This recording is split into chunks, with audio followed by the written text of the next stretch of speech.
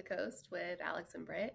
We are on episode 11 of the 2025 softball season, covering ACC softball across the country. Britt, we've got 2 weeks left of regular season play. How do you feel about where we are? Well, after this last weekend, I don't know where we are. It was a wild weekend in the ACC.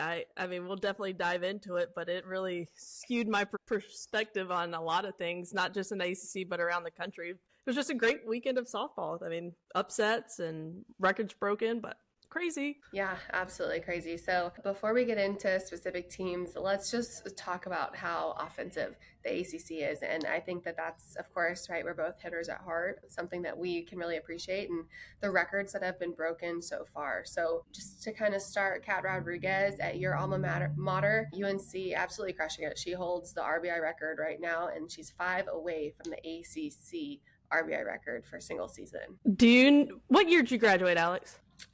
17. I think the record was broken, is held by a Florida State player that played in 15. Would it be Maddie O'Brien? Maddie O'Brien, yep. Yeah. Yep. She had a killer year. She had like 20-something home runs, 24 home runs or something that year, like something stupid. Nice, yeah. So my Tar Heel's coming for your Knoll.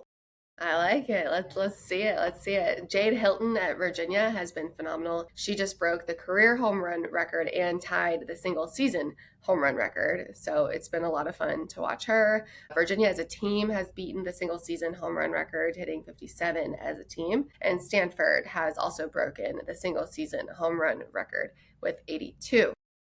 That ball flies in that football stadium. I don't know what the dimensions are, but it flies. But they're still hitting. They're hitting home runs on the road too. But yeah, another record broken. Absolutely, but it's been a lot of fun. And then Corey McMillan at Virginia Tech, single season home run record. She broke it with 22, but she now has 23 on the season. So I'd love to see her get a couple more. I need to know what the single season ACC home run record is. It could be something close to that Maddie O'Brien number. I don't know offhand anybody that would have hit more than her, but we can look into that for sure. And she broke her own record when she broke the single season record this weekend. So that was held by her. For Corey McMillan at Virginia Tech? Yep. So that's good stuff. And then Bree Peck, also a career home run record holder at Virginia Tech. Really good stuff. Just the body of work we talk so much about with career numbers. Maddie Moore broke Clemson's single season RBI record with 57. Abby Vieira broke Clemson's single season doubles record with 15. And then Alex Brown, also at Clemson, broke the single season runs scored record. Isn't it crazy with all the people that graduated from Clemson that they're breaking records?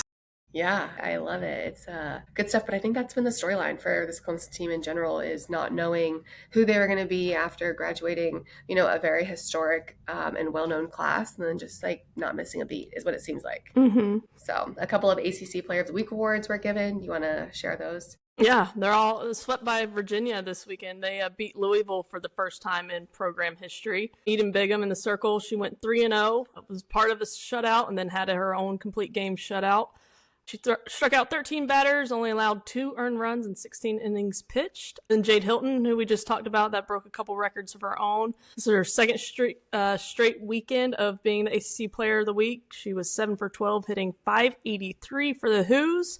And she's just been on a roll. And I think she's one of those players that I really, really like, because you've seen the development over 4 years with her and Joe Harden. And it's really paying off after, grinding it out for a few years. So congrats to Eden and Jade and the Who's, and first time beating Louisville. Nice work. Yeah, well deserved.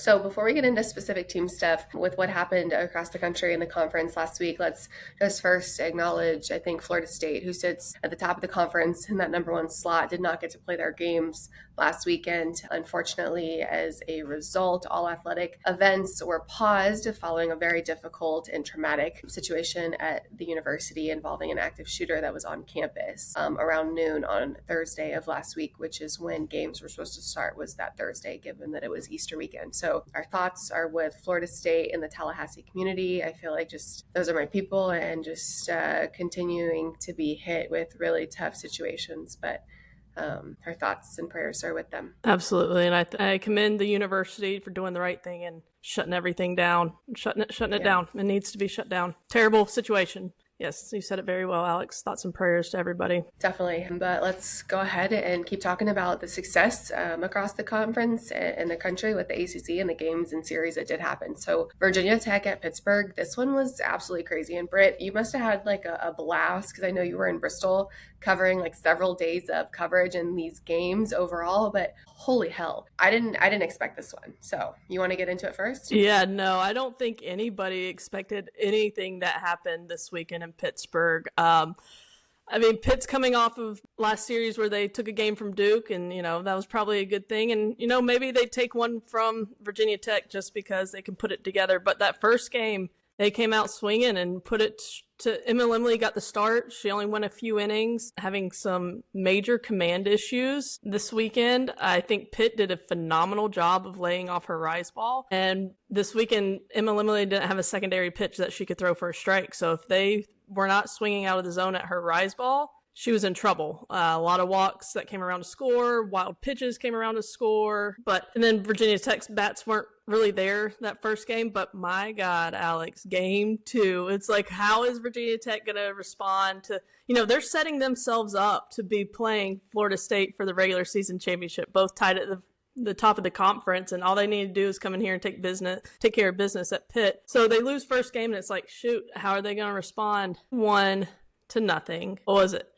11 home runs by nine different players. I think the record is 13 home runs by Oklahoma a few years ago, but to do it, I think 9 different players is incredible. Insane. Well, it talks about the depth of this Virginia Tech team in general, but not only that, like just looking back at the box scores to make sure that you get it right, because like you see this stuff come through like on your ESPN alerts and your Twitter and whatever else, and it's like, wait a second, did I really see that 8 of the 9 starters hit a home run? And then not only that, the one hitter that didn't, or the one starter that hadn't hit a home run was in the 9 hole, and then you sub somebody in, and it's Nora Abramovage, and then she comes in the 9 hole and then hits a pinch hit home run. And you're just like, are you kidding me? Like, how do I stop this? So that's crazy. Nuts, absolutely nuts. And then we talk so much about depth and response and things like that. And that was crucial. I think a crucial game for the Hokies. But then talk about response. Pittsburgh comes back because they played the doubleheader that day. Same day, and then after getting beat 21-0. Yeah, insane. And I think you had a little bit of insight too on that last game 3, which is some of what Coach Allard was saying and the message to the team. Yeah, it was during the in-game interview. Carol Bruggeman asked her, like, what do you say to your team after you lose 21-0, giving up 11 home runs, and then you have to turn around and play them again? And Jenny Allard's been around the game forever. She's the head coach at Harvard for over 20 years, second year at Pitt, and she said, well, first thing we did was we changed our uniforms. I was like, that's fair. I mean, that's fair. Let's get rid of these. Probably never wear those again. But then she told her team the score's 1-1. We won game 1. They won game 2. It's 1-1. It doesn't matter. They beat us by 500 like they did. It's still 1-1 at the end of the day. So, we still have a chance to win this thing. And I like that perspective that she gave her team. It wasn't too cliche, and I think it obviously worked because they came back and just went at it in game 3 and got that win. But I like that look that she put to it. Like, you know what? It could have been a 1-0 game or the 21-0 game that we just lost. But at the end of the day, an L's an L, and we're still tied up in the series. Absolutely. And then Cam Murphy for Pittsburgh had the big hit in that first game on the first day, giving them the 3-run shot. And that's really what was one of the difference makers in that first victory. Obviously, game 2 was just insane, lights out for Virginia Tech. And then game 3, Emily just still struggling, I think, a little bit in the circle right now. And 11 earned runs, last 10 innings pitched. And Britt, you had a good note that she'd only given up 11 earned runs in the last 10 games pitched. And so just a turn of events, I think, in the circle too. Right. I mean, you don't have 4 no-hitters on the season if you don't know how to attack the zone and command your pitches, right? And that was that wasn't there this weekend, and who knows why. Was it something mechanical that she needs to get in the bullpen this weekend and fix? Was it something mental that's going on in her life? Or is it a combination of everything? It's late in the season. Is there something? Is she sore? Her finger's bleeding? You know how pitchers they get their finger rips at this time of year. I have no idea what it was, but she has been so good this year, and, had a bad weekend. Had a really bad weekend. And it happens. Pitt had a great weekend. Kyra Pittman in the circle for Pitt. She won this final game for Pitt, went in the complete game, looked great. I was really surprised that Gwen Sparks, who got the win, in the game one wasn't pitching, but I found out later that she's dealing with an injury, can't pitch back-to-back days. So 2 different pitchers to take a victory away from Virginia Tech is something a lot of most teams this year can't say. Yeah, it's something to be proud of, that's for sure. So let's talk about our friends out west. This was a really cool one. Stanford and Cal, they had the big swing event, which we've been talking about like leading up to this, and just the excitement that was built around it. I think they did a good job marketing it as well. And everybody wants to be a part of something. And so with that, it's like, you know, if you don't love softball, or if you don't know you love softball yet, if you've never been to an NCAA D1 game, then do you want to be a part of history and try to break a record, right?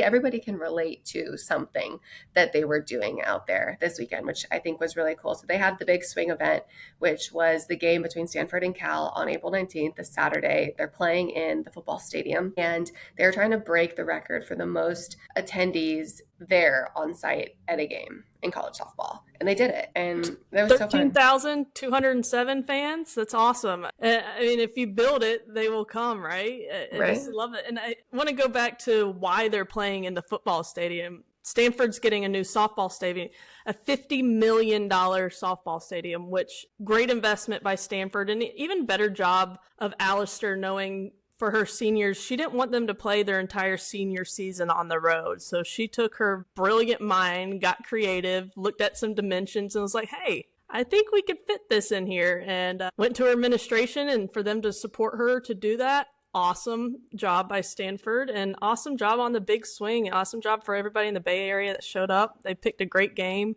to go to, the big rivalry, not a rubber match, but that Cal came away with the victory, but Stanford won the series. But it was just big picture softball, why they're playing a football stadium, because they're getting a new stadium, and it was just everything about it awesome. Yeah, good stuff all the way around. So much fun. It was just one of those wow, I'm so proud of softball moments. But yeah, like you said, Stanford won the series. Cal did take the big game. So if you're going to win one, I feel like that's the good one to win, and just try to keep that momentum going. So let's talk about Louisville, Virginia. Britt, what do you want to talk about with them? I know you have a favorite player right now with that squad. Well, I mean, we talked about it earlier. Virginia took the series for the first time against Louisville. Louisville's having a roller coaster of a year, but Amaral for Louisville is looking awesome, as she has her entire career, is really carrying that team. They just she needs some support crew around her, right, to really get them over that hump. But Louisville's looking to cement themselves in the ACC championships. I think that'll probably be the only way they can go on a run in the postseason. Virginia, back in the top 25, lose the first game, and we're like, oh no, is this Virginia with a target on their back, not knowing how to perform, right?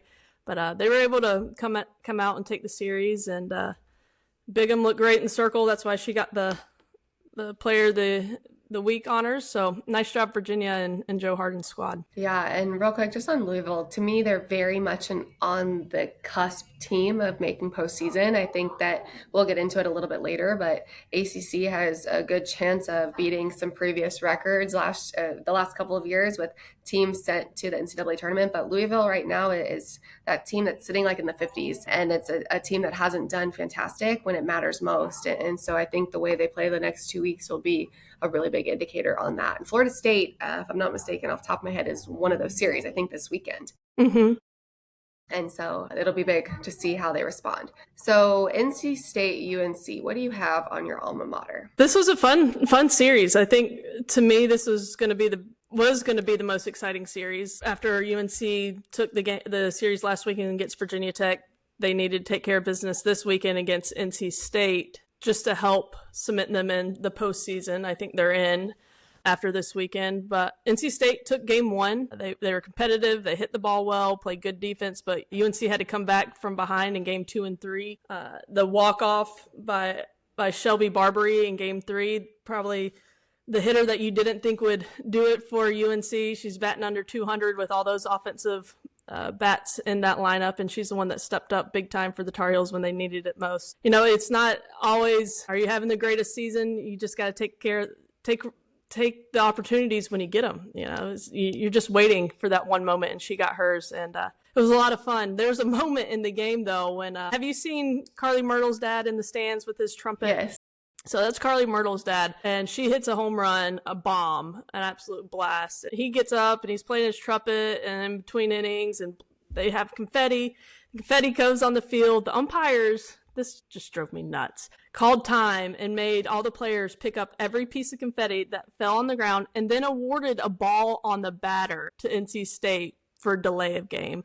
I'm just like, is there not a leaf on the field somewhere? Do we need to go get all the leaf? What's confetti really going to do? How's that going to mess up the game? But just no fun zone by umpires right now. But yeah, it was fun. I think Joe Myrtle catches glimpses of our podcast because him and I have messaged before. So when Carly was young, Carly went to a camp that I'd hosted like years back. And so it's just so funny to like have everything come full circle, which I don't think I've ever shared that with you. But yeah, so I met Carly when she was like, very much in the recruiting process, just hosting a camp out in the Carolinas. So very cool. Very cool. Yeah, full circle. Yeah. Love it. Yeah, definitely makes the umpires. Let's have some fun. Let's have some fun. Brutal. Anyways, so Boston College at Clemson. Boston College did take game 3, but Clemson is having a really good season. We already mentioned some of the star players earlier and the records that they're breaking. I was in Bristol last week. Britt, you stayed there for what felt like, I thought you were moving there at one point. I was only there for a quick trip, but I was there the day that Clemson and South Carolina played.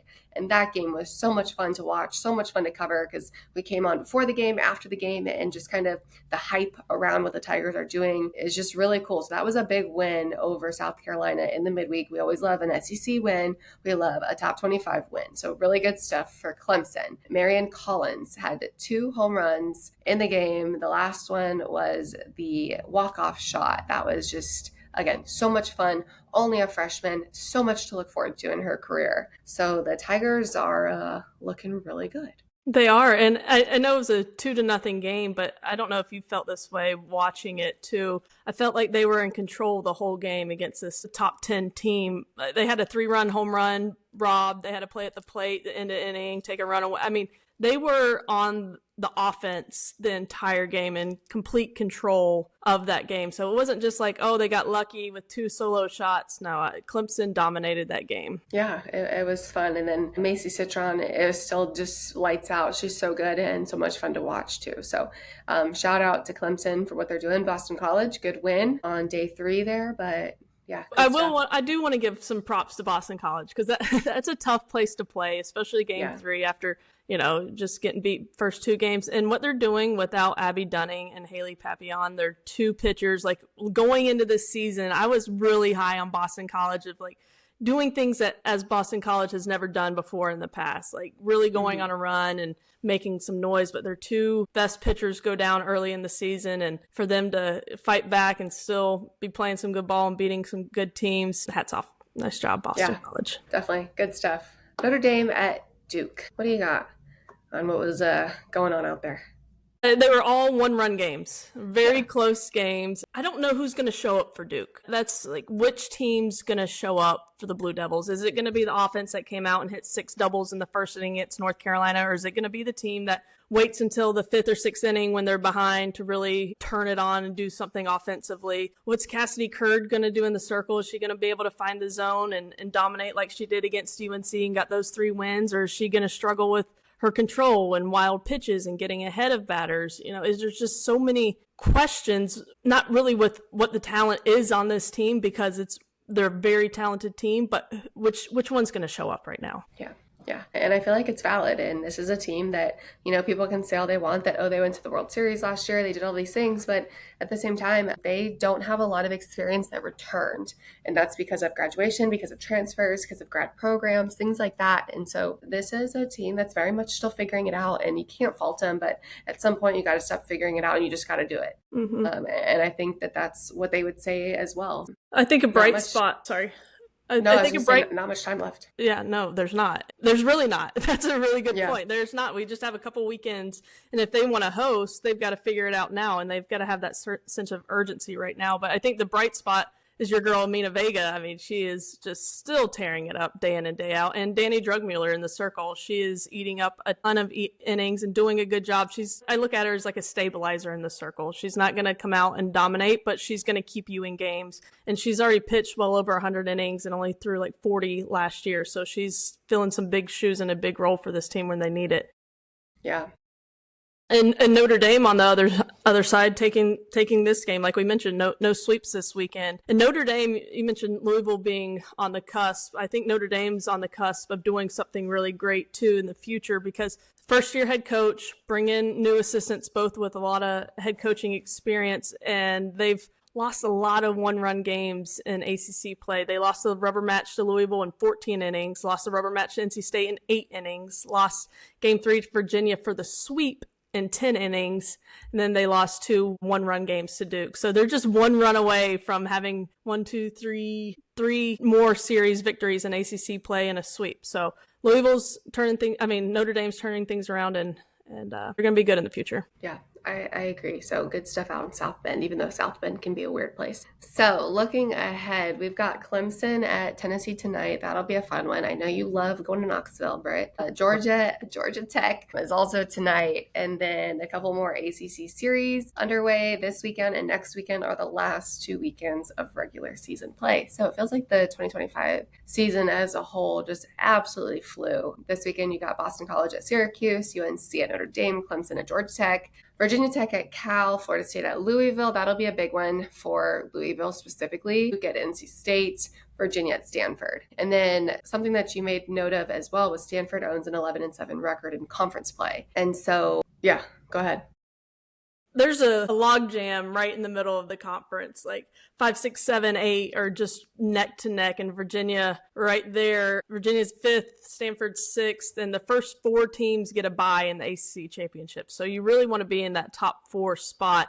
So that's going to be a pivotal weekend to whoever wins this series to move closer into that top 4 bracket. For Stanford, they're right there to host. So, and a lot of bracketologies, they're either the last 4 in or last 4 out to host. Definitely in postseason, no question about that. But are they going to be playing at home? And then there's a part of me, Alex, I would like your thoughts on this. Would you rather host and be the 16 seed, or not host and go to like a 12 seed where you can match up with a 5 seed in supers, or go to a different regional site, or be the 16 seed that matches up with the number 1? Yeah, I would rather the latter. I would rather be not in the top 16 if I'm like kind of on the cusp of the bubble there. I'd rather get an opponent that's sitting in that 4, 5, 3, 4, 5, 6 range in RPI, and I'd rather earn my way through a regional, just like you have to regardless, and then I'd rather match up with somebody like that in the super. Yeah, I've been like that for sure in the past.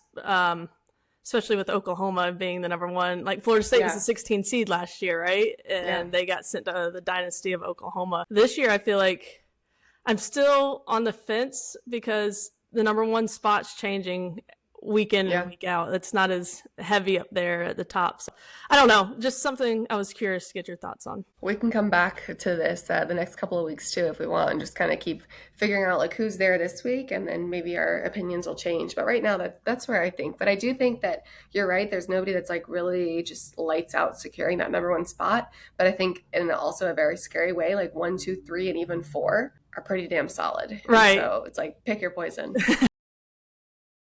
But speaking of bracketologies, I was going to say, so I feel like you have a prediction, and I feel like I would share this prediction once you confirm it, that ACC might set a record this year for most teams sent to the NCAA tournament. What are your thoughts? Yeah, I think there's definitely the possibility of the ACC getting 9 teams in. For me, Florida State, Virginia Tech, Clemson, Duke, Stanford, UVA are locks. UNC, Georgia Tech, Cal, in my opinion, are in. I think Cal has to finish strong this weekend. Let me look and see, where are they at? They got Virginia Tech, so they have a really good opportunity to really cement themselves in the postseason. Same thing with UNC going to Notre Dame, and then Georgia Tech at Clemson, also a really good opportunity for them to get a good win and get into the postseason. So I think for UNC, Georgia Tech, and Cal, yeah, they're playing some really good competition in Clemson and Virginia Tech, but this is also a really good opportunity for your resume builder for postseason. So I think, I think if they don't get swept, we're going to get 9 teams in the postseason. Yeah, I definitely agree with that. And I think the record previously is 7 teams in the postseason, and I think that was set back in 2015, if I'm not mistaken. So good stuff ahead for the ACC, but the next 2 weeks, just like everywhere else, are crucial in what's going to happen with that seeding down the road. So, Britt, do you have any last thoughts? I think the games tonight, man, they're going to be awesome. Clemson at Tennessee on the road. Good opportunity to make some noise. They always come up so close. Remember last year, 1-0 extras against Tennessee, like great games. They always play each other. It's going to be great. And then Georgia, who's coming off of a crazy weekend against Ole Miss. I think that score had like 20 runs scored off of them, scored 10, I don't know. It was just a crazy weekend off of Ole Miss. And I think Georgia Tech, I mean, they've beaten Oklahoma State this year and has a good chance tonight. So tune into those games. What series this weekend are you most looking forward to? Oh, that's a good question. I'm thinking, I think Virginia at Stanford will be a good one. I think that'll be the best series to watch. Mm-hmm. I'm excited for all of them all the time, but I think that that's going to be an important one. What about you? I'm torn between Clemson and Georgia Tech just because they're kind of similar teams, young, scrappy, energetic, but I'm really interested in Virginia Tech at Cal. And we've talked about the travel and all that, how that goes, but how's Emily going to look this weekend? That's what I'm really interested in seeing. So great stuff to watch. Got plenty of things to do this weekend. Plenty. Short-term memory is going to be huge for everybody because you can't revel in the success too long and you can't dwell on the hard days and the hard games for too long either. So, but as always, leave us any messages, comments, anything like that you guys would want to see, any information that you want to know. And thanks for watching Up the Coast with Alex and Britt. Until next week. See ya. Bye.